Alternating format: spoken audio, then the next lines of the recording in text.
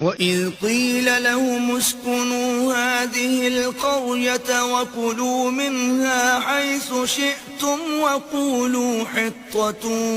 وَادْخُلُوا الْبَابَ سُجَّدًا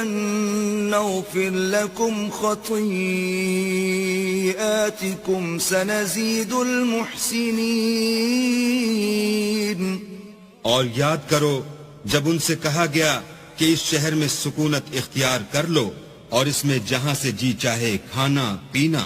اور ہاں شہر میں جانا تو حطتن کہنا، اور دروازے میں داخل ہونا تو سجدہ کرنا، ہم تمہارے گناہ معاف کر دیں گے اور نیکی کرنے والوں کو اور زیادہ دیں گے۔ فبدل الذين ظلموا منهم قولا غير الذي قيل لهم فأرسلنا عليهم رجزا من السماء